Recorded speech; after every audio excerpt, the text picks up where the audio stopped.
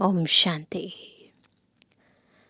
दुनिया में कहते हैं कि संग तार देता है और कुसंग इंसान की नैया को डुबो देता है। और इसीलिए हर एक ज्ञानी मनुष्य यही सलाह देता है कि मनुष्य आत्मा को अच्छे लोगों का संग करना चाहिए, सत्संग करना चाहिए, अच्छी बातें सुननी चाहिए, अच्छी बातें बोलनी चाहिए। ऐसे लोग जो अच्छी बातों की चर्चा करते हैं, ईश्वर का सिमरण करते हैं, उनके साथ उठना बैठना चाहिए। परंतु वास्तविकता में सत्संग का यथार्थ अर्थ क्या है, यह अभी तक भी मनुष्य आत्मा समझी नहीं है। परंतु जब सतचित आनंद स्वरूप सत्यम शिवम सुंदरम स्वयं सत्य इस सृष्टि पर आते हैं, तो मेरा शिव बाबा, वो परमात्मा, वो भोला भंडारी हमें सत्संग का यथार्थ अर्थ समझाते हैं और सत्संग में रहने के क्या फ़ायदे हैं, उससे क्या आत्मा को जीवन में उन्नति प्राप्त हो सकती है, वो भी विस्तार से बताते हैं। आज की मुरली हमें सत्संग का यथार्थ अर्थ और महत्व बता रही है। बहुत ही गहराई से आत्मिक स्मृति में स्थित होकर, सत स्वरूप में स्थित होकर हम मुरली सुनेंगे। आज है 27 तारीख, 27 फरवरी 2025। बाबा के मधुर महावाक्य हैं। मीठे बच्चे, सत का संग ज्ञान मार्ग में ही होता है। अभी तुम सत बाप के संग में बैठे हो, बाप की याद में रहना, माना सत्संग करना। तो सत आए हैं, परंतु जब तक हम उसकी याद में नहीं बैठे हैं, तब तक सत्संग नहीं कहा जाएगा। प्रश्न है, सत्संग की आवश्यकता तुम बच्चों को अभी ही है। क्यों? भक्ति मार्ग से सत्संग करते आए हैं, लेकिन अभी बहुत ज़रूरत है। क्यों? क्योंकि तमो प्रधान आत्मा एक सत बाप, सत शिक्षक और सतगुरु के संग से ही सत प्रधान अर्थात काले से गोरी बन सकती है। बिना सत्संग के निर्बल आत्मा बलवान नहीं बन सकती। बाप के संग से आत्मा में पवित्रता का बल आ जाता है। 21 जन्म के लिए उसका बेड़ा पार हो जाता है। ओम शांति। बच्चे, सत्संग में बैठे हो। इस सत्य के संग में कल्प कल्प संगम पर ही बच्चे बैठते हैं, क्योंकि सत्य यानी स्वयं ट्रुथ, वो ईश्वर, वो गॉड, वो हमारा बाबा आता ही संगम पर है। दुनिया तो यह नहीं जानती कि सत्य का संग किसको कहा जाता है। सत्संग नाम यह अविनाशी चला आता है। भक्ति मार्ग में भी कहते हैं, हम फलाने सत्संग में जाते हैं। अब वास्तव में भक्ति मार्ग में कोई सत्संग में जाते नहीं, क्योंकि सत आते ही नहीं, तो उनके संग में कैसे जाएंगे। सत्संग होता ही ज्ञान मार्ग में है। अब तुम सत्य के संग में बैठे हो। फील कर रहे हैं सभी, किसके संग में बैठे हैं? सत बाबा के संग में बैठे हैं। आत्माएं सत बाप के संग में बैठी हैं। और कोई जगह आत्माएं परमपिता परमात्मा के संग में नहीं बैठती। बाप को जानते नहीं। भल कहते हैं हम सत्संग में जाते हैं, परंतु वह देह अभिमान में आ जाते हैं। सब बॉडी कॉन्शियसनेस में रहकर ही करते हैं ना। तुम देह अभिमान में नहीं आएंगे, है ना। तुम समझते हो हम आत्मा है, सत बाबा के संग बैठे हैं। और कोई भी मनुष्य सत के संग में बैठ नहीं सकता, क्योंकि कोई भी मनुष्य अपने को आत्मा नहीं समझता ना, इसीलिए वो सत्संग में बैठ ही नहीं सकता है। पहले खुद हमें अपने सत्य स्वरूप में स्थित होना पड़े, तब उस सत बाप का संग आत्मा कर सके। सत का संग, यह नाम भी अभी ही है। सत का संग, इसका यथार्थ रीति अर्थ बाप बैठ समझाते हैं।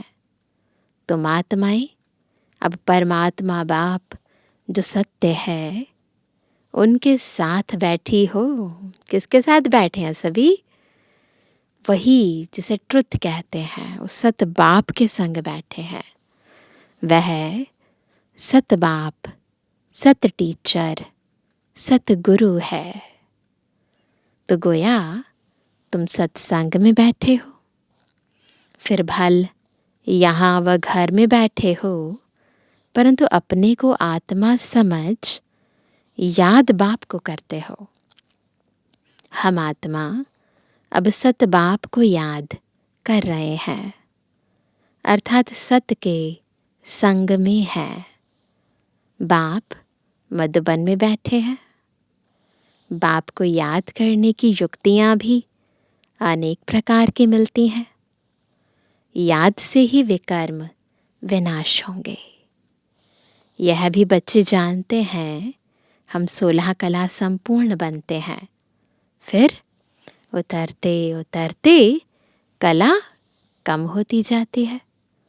भक्ति भी पहले अव्यभिचारी है, फिर गिरते गिरते व्यभिचारी भक्ति होने से तम प्रधान बन जाते हैं। फिर उनको सत का संग जरूर चाहिए, है ना। तमो प्रधान बन गए, अब सत्व प्रधान बनने के लिए सत का संग चाहिए, नहीं तो पवित्र कैसे बने, और कोई तरीका ही नहीं है ना। तो अब तुम आत्माओं को सत बाप का संग मिला है। आत्मा जानती है हमको बाबा को याद करना है, उनका ही संग है। याद को भी संग कहेंगे। यह है सत का संग। यह देह होते हुए भी तुम आत्मा मुझे याद करो, यह है सत का संग। जैसे कहते हैं ना, इनको बड़े आदमी का संग लगा हुआ है, इसलिए देह अभिमानी बन पड़ा है। अभी तुम्हारा संग हुआ है सत बाप के साथ, जिससे तुम तमो प्रधान से सतो प्रधान बन जाते हो। बाप कहते हैं मैं एक ही बार आता हूँ। अभी आत्मा का परमात्मा से संग होने से तुम 21 जन्म के लिए पार हो जाते हो। फिर तुमको संग लगता है देह का। यह भी ड्रामा बना हुआ है। तो पहले सत्संग करने से 21 जन्म तक हम पवित्र रहते हैं, फिर उसके बाद कुछ संग मिलता है रावण का, तो कला नीचे गिरते आते हैं। देह का संग लगता है, बॉडी कॉन्शियसनेस में आ जाते हैं। तो ये ड्रामा बना हुआ है। बाप कहते हैं मेरे साथ तुम बच्चों का संग होने से तुम सतु प्रधान बन जाते हो, जिसको गोल्डन एज्ड कहा जाता है। सतु प्रधान बन जाते हैं, गोल्डन एज्ड बन जाते हैं। आत्मा कंचन जैसी हो जाती है। साधु संत आदि तो समझते हैं आत्मा निर्लेप है, सभी परमात्मा ही परमात्मा है, ऐसे समझते हैं। तो इसका मतलब परमात्मा में खाद पड़ी है, आत्मा तमो प्रधान बन गई है और कहते हैं आत्मा ही परमात्मा है, तो इसका मतलब परमात्मा में खाद पड़ गई है ना। परमात्मा में तो खाद पड़ नहीं सकती, वो तो एवर प्योर है ना। बाप कहते हैं क्या मुझ परमात्मा में खाद पड़ती है, पूछते हैं बाबा। नहीं, मैं तो सदैव परम धाम में रहता हूँ, इसलिए बाबा के ऊपर किसी चीज़ का प्रभाव नहीं पड़ता है, क्योंकि मुझे तो जन्म मरण में आना नहीं है। ये तुम बच्चे जानते हो, तुम्हारे में भी कोई का संग जास्ती है, कोई का कम है। कोई तो अच्छी रीति पुरुषार्थ कर योग में रहते हैं। जितना समय आत्मा बाप का संग करेगी उतना फायदा है। विकर्म विनाश होंगे। बाप कहते हैं हे आत्माएं, मुझ बाप को याद करो, मेरा संग करो। तो ये संग फिजिकल नहीं है, देह का नहीं है, ये संग है मन और बुद्धि का। जितना जितना हम बाबा को याद करते हैं, आत्मा तमो प्रधान से सतु प्रधान बनती जाती है। मुझे यह शरीर का आधार तो लेना पड़ता है, नहीं तो परमात्मा बोले कैसे, आत्मा सुने कैसे। अभी तुम बच्चों का संग है सत के साथ। सत बाप को निरंतर याद करना है। आत्मा को सत का संग करना है। आत्मा भी वंडरफुल है, परमात्मा भी वंडरफुल है, दुनिया भी वंडरफुल है। यह दुनिया कैसे चक्र लगाती है, वंडर है। तुम सारे ड्रामा में ऑल राउंड पार्ट बजाते हो। तुम्हारी आत्मा में 84 जन्मों का पार्ट नोंधा हुआ है, वंडर है। सतयुगी आत्माएं और आजकल की आत्माएं, उसमें भी तुम्हारी आत्मा सबसे जास्ती ऑल राउंडर है, क्योंकि आदि से लेकर अंत तक केवल हम आत्माओं का पाठ है, तो ऑल राउंडर है। नाटक में कोई का शुरू से पाठ होता है, कोई का बीच से, कोई का पिछाड़ी में पाठ होता है। ऐसे ही होता है ना, दुनिया में भी कोई मूवी होती है या कोई नाटक होता है, तो किसी का तो शुरू से लेकर एंड तक पाठ होता है, किसी का पाठ बीच में शुरू होता है और किसी का केवल एंड में ही होता है। वह है सब हद के ड्रामा, वह भी अब भी निकले हैं। अब साइंस का इतना जोर है, सतयुग में कितना उनका बल रहेगा, सोचो। नई दुनिया कितना जल्दी बनती होगी, वहाँ पवित्रता का बल है मुख्य। अभी है निर्बल, वहाँ है बलवान, अभी निर्बल हैं। ये लक्ष्मी नारायण बलवान है ना, अभी रावण ने बल छीन लिया है। फिर तुम उस रावण पर जीत पाकर कितना बलवान बनते हो। जितना सत का संग करेंगे, अर्थात आत्मा जितना सत बाप को याद करती है, उतना बलवान बनती है। पढ़ाई में भी बल तो मिलता है ना, तुमको भी बल मिलता है। सारे विश्व पर तुम हुक्म चलाते हो, कितना बल मिलता है कि हम स्वराज्य अधिकारी अभी और फिर विश्व राज्य अधिकारी भविष्य में बन जाते हैं। तो बाबा कहते हैं इतना ताकत मिल जाती है कि तुम सारे विश्व पर हुक्म चलाते हो। आत्मा का सत के साथ योग संगम पर ही होता है।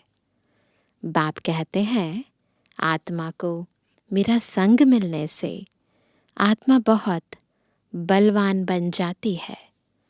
बाप वर्ल्ड ऑलमाइटी अथॉरिटी है ना, उन द्वारा बल मिलता है। इसमें सब वेदों शास्त्रों के आदि मध्य अंत का ज्ञान आ जाता है। जैसे बाप ऑल माइटी है, तुम भी ऑल माइटी बनते हो, हम भी मास्टर सर्वशक्तिमान बनते हैं ना। विश्व पर तुम राज्य करते हो, तुमसे कोई छीन नहीं सकता, वहां पर किसी का कोई आक्रमण नहीं होता है।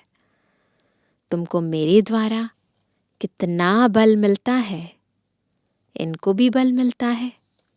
जितना बाप को याद करेंगे उतना बल मिलेगा। बाप और कोई तकलीफ नहीं देते हैं, सिर्फ याद करना है बस।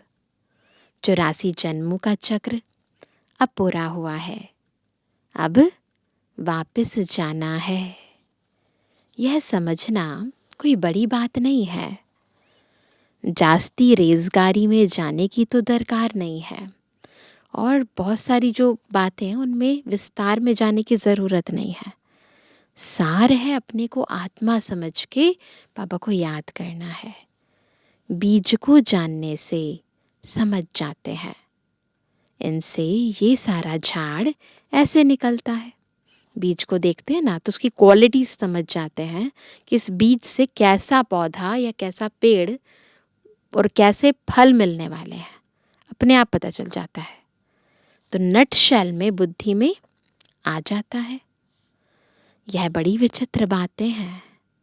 भक्ति मार्ग में मनुष्य कितने धक्के खाते हैं, मेहनत करते हैं, मिलता क्या मिलता है भक्ति मार्ग में? इतना सब कुछ धक्के खाने के बाद मिलता कुछ भी नहीं। फिर भी बाप आकर तुमको विश्व का मालिक बनाते हैं। हम योग बल से विश्व का मालिक बनते हैं। यही पुरुषार्थ करना है। किसका पुरुषार्थ? याद करने का पुरुषार्थ, निरंतर याद करने का पुरुषार्थ, एक को याद करने का पुरुषार्थ। भारत का योग मशहूर है। योग से तुम्हारी आयु कितनी बड़ी हो जाती है। सत्य के संग से कितना फायदा होता है। आयु भी बड़ी और काया भी निरोगी बन जाती है।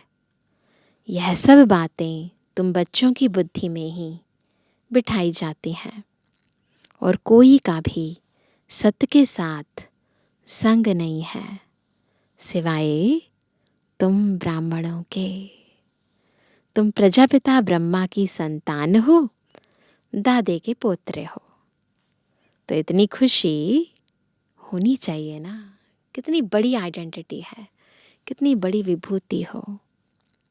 तो एक खुशी होनी चाहिए ना कि हम दादे पोतरे हैं, है ना। दादे का पोते के साथ, पोतरे के साथ कितना दिल का नाता होता है। कहते हैं बेटे से भी ज्यादा पोतरे में बुद्धि जाती है। तो वर्षा भी दादे से मिलता है, तो दादे की प्रॉपर्टी पर पोते का अपने आप ही हक हो जाता है। तो बाबा कहते हैं वर्षा भी दादे से मिलता है। यही याद की यात्रा है। बुद्धि में यही सिमरण रहना चाहिए। उन सत्संगों में तो एक जगह जाकर बैठते हैं, यहाँ वह बात नहीं। ऐसे नहीं कि एक जगह बैठने से ही सत्य का संग होगा। ऐसे नहीं होता कि एक जगह बैठने से सत्य का संग होगा, नहीं। बाबा क्या कहते हैं? नहीं, उठते बैठते चलते फिरते हम सत्य के संग में है। ये है मन बुद्धि का संग। भले एक जगह बैठो, चाहे उठते रहो, बैठते रहो, काम करते रहो, परंतु से कहते हैं हथ कार अडे दिल यार अडे, वैसी स्थिति होनी चाहिए। अगर उनको याद करते हैं तो, याद नहीं करते हैं तो देह अभिमान में है। देह तो असत चीज है ना, झूठी है ना। देह तो खत्म होने वाली चीज है ना, तो झूठ यानी जो विनाशी है वो झूठ है। तो बाबा कहते हैं कि याद नहीं करते तो देह अभिमान में है। देह तो असत चीज है ना, देह को सत नहीं कहेंगे। शरीर तो जड़ है, 5 तत्वों का बना हुआ, उनमें आत्मा नहीं रहती। उनमें अगर शरीर में आत्मा नहीं होती तो चुरपुर ना हो, यानी मूवमेंट ना हो बॉडी के अंदर। मनुष्य के शरीर की तो वैल्यू है नहीं, है ना। इसका क्या होगा, आत्मा निकल गई तो जला देते हैं, दफना देते हैं, है ना। तो इसकी कोई वैल्यू नहीं है। और सबके शरीर की वैल्यू है ना। जानवरों के शरीरों से तो, खालों से पता नहीं क्या क्या बनाते रहते हैं। सौभाग्य तो आत्मा को मिलना है। मैं फलाना हूँ, आत्मा कहती है ना। बाप कहते हैं आत्मा कैसी हो गई है। अंडे, कच्छ, मच्छ सब खा जाती है। देखो मैं मनुष्य आत्मा की ये हालत हो गई है ना। गाय के सामने अगर आप नॉन वेज रखोगे तो कभी नहीं खाएगी। शेर के सामने वेजिटेरियन चीज रखोगे वो नहीं खाएगा। लेकिन मनुष्य ऐसा है जो दोनों खा जाता है। देखो सब कुछ खा जाता है। हर एक, बाबा ने कैसा नाम दिया है, हर एक भस्मासुर है, अपने को ही भस्म करते हैं। जो शास्त्रों में कहानी बताई है ना कि भस्मासुर को वरदान मिला था कि ना कैसे मरेगा, अपने सर पर जब तक हाथ ना रखे। तो फिर विष्णु ने ऐसी लीला रची कि उसने खुद ही खुद को भस्म कर दिया।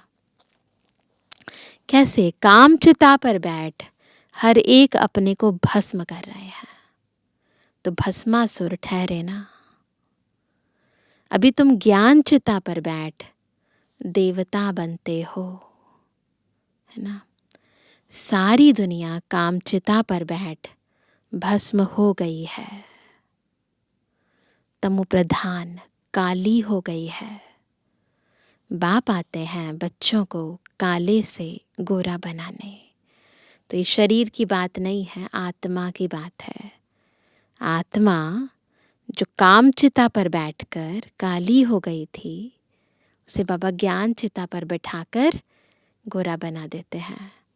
तो बाप बच्चों को समझाते हैं, देह अभिमान छोड़ अपने को आत्मा समझो। बच्चे स्कूल में पढ़ते हैं, फिर पढ़ाई तो घर में रहते भी बुद्धि में रहती है ना। पढ़कर आए स्कूल से, पर ऐसा थोड़ी ना भूल जाएंगे जो पढ़ा है।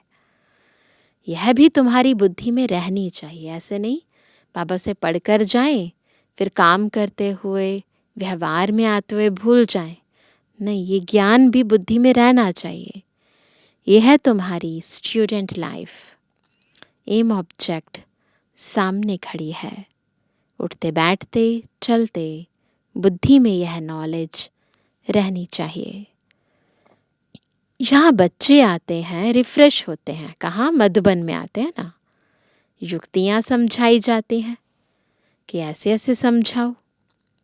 दुनिया में ढेर के ढेर सत्संग होते हैं। कितने मनुष्य आकर इकट्ठे होते हैं। वास्तव में वह सत का संग तो है नहीं। सत का संग तो अभी तुम बच्चों को ही मिलता है। बाप ही आकर सतयुग स्थापन करते हैं। हम सबको झूठे से सच्चा बना देते हैं, देह भान से देही अभिमानी बना देते हैं, और इतना सच्चा बनाते हैं कि सतयुग बन जाता है। तुम मालिक बन जाते हो। देह अभिमान अथवा झूठे अभिमान से तुम गिर पड़ते हो, और सत के संग से तुम चढ़ जाते हो। आधा कल्प तुम प्रारब्ध भोगते हो। बिल्कुल बुद्धि में सारा चक्र घुमाएंगे। सत्य के संग से हम सतयुग के मालिक बन जाते हैं। फिर आधा कल्प हम प्रारब्ध भोगते हैं ना। ऐसे नहीं कि वहाँ भी तुमको सत्य का संग है। सतयुग त्रेता में बाबा का संग नहीं है। नहीं, सत्य का संग और झूठ का संग तब कहते हैं जब दोनों हाजिर हैं। इस समय संगम पर सत्य का भी संग है, झूठ का भी संग है। तो ये कंट्रास्ट होता ही संगम पर है, इसलिए शब्दावली भी अभी ही प्रयोग में आती है। सतबाप जब आते हैं वही आकर सब बातें समझाते हैं। जब तक वह सतबाप नहीं आए, जब तक संगम युग प्रारंभ ना हो, जब तक सतबाप नहीं आए, तब तक कोई जानते भी नहीं है सत्संग का वास्तविक अर्थ क्या है, वो जानते ही नहीं है। अब बाप तुम बच्चों को कहते हैं, हे आत्माएं मेरे साथ संग रखो। कितने प्यार से कहते हैं बाबा। देह का जो संग मिला है उनसे उपराम हो जाओ। देह का संग भल सतयुग में भी होगा, आत्मा होगी तो देह में ना, तो देह का संग भल सतयुग में भी होगा, परंतु वहां तुम हो ही पावन। आत्मा पवित्र है, अपने पवित्र स्वरूप में है, देह का प्रभाव नहीं है उस पर। अभी तो पूरा बॉडी कॉन्शियसनेस में है, अपने को ही भूल गई है। अभी तुम सत्य के संग से पतित से पावन बनते हो, फिर शरीर भी सत्व प्रधान मिलेगा, आत्मा भी सत्व प्रधान रहेगी सतयुग में। अभी तो दुनिया भी तमो प्रधान है। दुनिया नई और पुरानी होती है। नई दुनिया में बरोबर आदि सनातन देवी देवता धर्म था। आज उस धर्म को गुम कर आदि सनातन हिंदू धर्म कह देते हैं। मूंझ पड़े हैं, कंफ्यूज हो गए हैं। अभी तुम भारतवासी समझते हो कि हम प्राचीन देवी देवता धर्म के थे। हम जो मूल भारतवासी हैं ना, हम ही समझते हैं। सतयुग के मालिक थे, परंतु वह नशा कहाँ। समझते तो हैं, कहते भी हैं, परंतु नशा नहीं है ना। कल्प की आयु ही लंबी लिख दी है, सब बातें भूल गए हैं। इनका नाम ही है भूल भुलैया का खेल। अभी सतबाप द्वारा तुम सारी नॉलेज जानने से ऊंच पद पाते हो, फिर आधा कल्प बाद नीचे गिरते हो, क्योंकि रावण राज्य शुरू होता है। दुनिया पुरानी तो होगी ना। तुम समझते हो हम नई दुनिया के मालिक थे, अभी पुरानी दुनिया में है। कोई कोई को यह भी याद नहीं पड़ता है, बाबा हमको स्वर्गवासी बनाते हैं। आधा कल्प हम स्वर्गवासी रहेंगे, फिर आधा कल्प बाद नीचे गिरते हो, क्योंकि रावण राज्य शुरू होता है। दुनिया पुरानी तो होगी ना। तुम समझते हो बाबा हमको स्वर्गवासी बनाते हैं। आधा कल्प हम स्वर्गवासी रहेंगे, फिर नरकवासी बनेंगे। ऐसे ही चलेगा। आधा कल्प स्वर्गवासी, फिर नरकवासी, फिर स्वर्गवासी। तुम भी मास्टर ऑलमाइटी बने हो, नंबरवार पुरुषार्थ अनुसार। यह है ज्ञान अमृत का डोज। क्या पी रहे हैं सभी? ज्ञान अमृत का डोज। शिव बाबा को ऑर्गन्स मिले हैं पुराने, नया ऑर्गन्स तो मिलता नहीं, पुराना बाजा मिलता है। शिव बाबा ब्रह्मा रथ लेते हैं, पुराना रथ लेते हैं, तो बाबू से कहते हैं पुराना बाजा मिलता है। बाप आते भी वानप्रस्थ में ही हैं। बच्चों को खुशी होती है तो बाप भी खुश होते हैं। बाप कहते हैं हम जाते हैं बच्चों को नॉलेज दे रावण से छुड़ाने। पाठ तो खुशी से बजाया जाता है ना। बाप बहुत खुशी से पाठ बजाते हैं। बाप को कल्प कल्प आना पड़ता है। यह पाठ कभी बंद नहीं होता है। बच्चों को बहुत खुशी रहनी चाहिए। जितना सत्य का संग करेंगे उतना खुशी होगी। खुशी कम है इसका मतलब सत्य का संग कम है। याद कम करते हैं इसीलिए इतनी खुशी नहीं रहती है। बाप बच्चों को मिल्कियत देते हैं। जो बच्चे सच्ची दिल वाले हैं उन पर बाप का बहुत प्यार रहता है ना। दुनिया में कहते हैं ना, सच्ची दिल पर साहिब राजी। तो बाबा ने भी कहा सच्ची दिल पर साहिब राजी रहते हैं। अंदर बाहर जो सच्चे रहते हैं बाप के मददगार बनते हैं, सर्विस पर तत्पर रहते हैं। नोट करेंगे 3 बातें। अंदर बाहर जो सच्चे रहते हैं, बाप के मददगार रहते हैं, सर्विस पर तत्पर रहते हैं, वही बाप को प्रिय लगते हैं। अपने दिल से पूछना है। चेक करो, अपने अंदर झांको। हम सच्ची सच्ची सर्विस करते हैं सच्ची सर्विस। स्वार्थ नहीं होता है सच्ची सर्विस में, है ना। तो सच्ची सर्विस करते हैं। सच्चे बाबा के साथ संग रखते हैं। अगर सत्य बाबा के साथ संग नहीं रखेंगे तो क्या गति होगी? क्या होगा फिर? अगर सत्संग नहीं है तो फिर बाबा कहते हैं बहुतों को रास्ता बताते रहेंगे, है ना। अगर बहुतों को रास्ता बताते रहेंगे तो ऊंच पद भी पाएंगे। सत बाप से हमने क्या वर्षा पाया है, अपने अंदर देखना है। यह तो जानते हैं नंबरवार है। कोई कितना वर्षा पाते हैं, कोई कितना पाते हैं। रात दिन का फर्क रहता है। अच्छा, जय बाबा दादा और मीठी मम्मा का मीठे मीठे सिक्के लदे नंबरवार पुरुषार्थ अनुसार यथा योग बच्चों को गुड मॉर्निंग। रूहानी बच्चों की रूहानी बाप दादा को गुड मॉर्निंग, नमस्ते नमस्ते नमस्ते।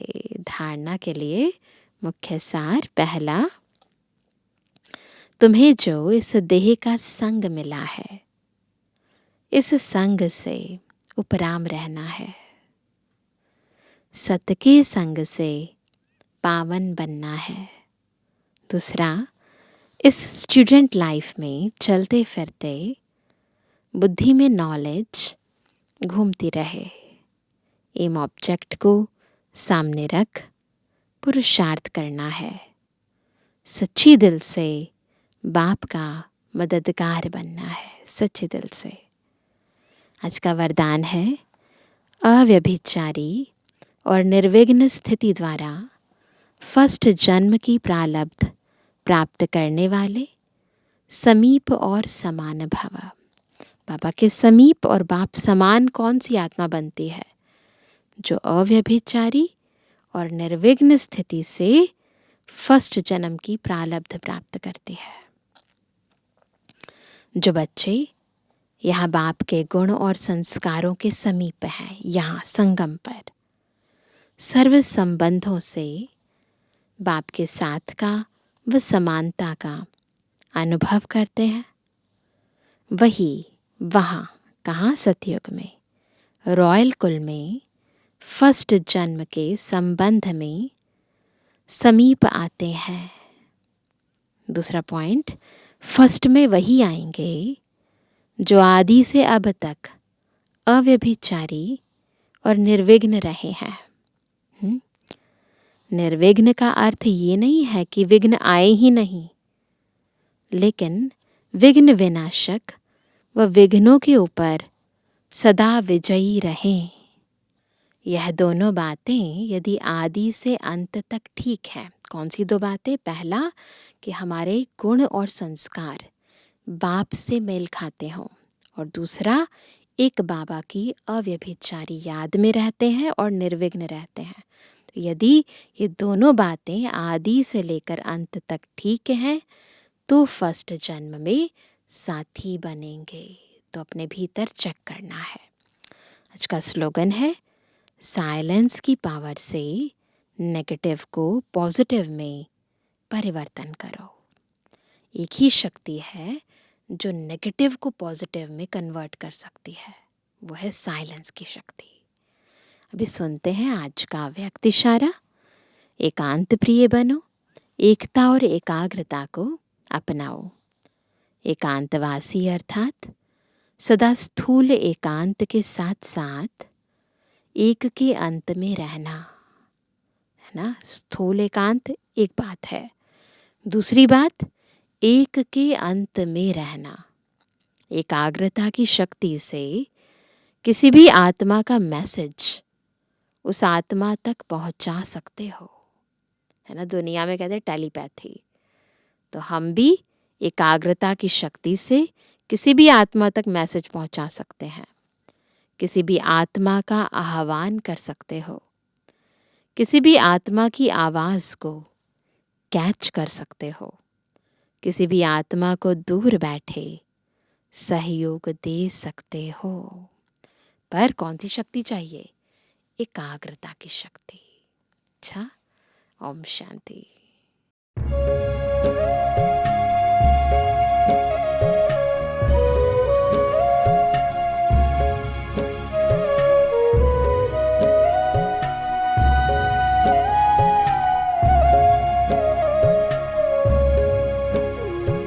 शिव बाबा को याद कर, जी भर उसको प्यार कर, सांसों को आबाद कर ले मेरे मना।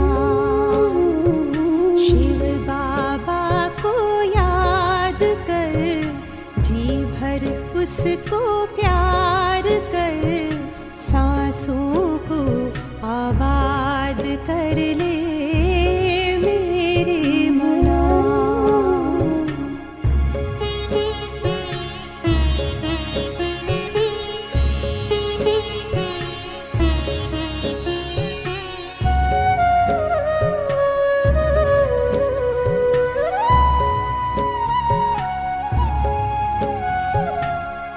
आया है लेके झूमती बहारें,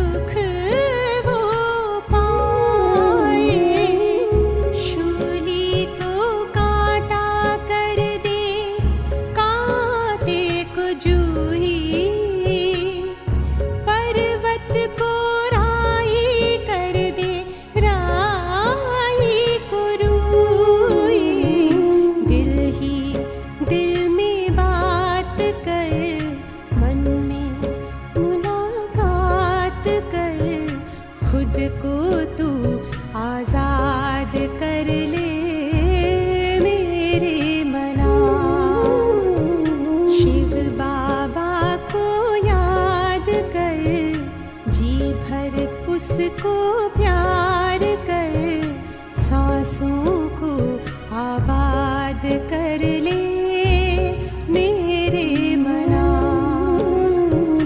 सांसों को आबाद कर ले मेरे मना, सांसों को आबाद कर ले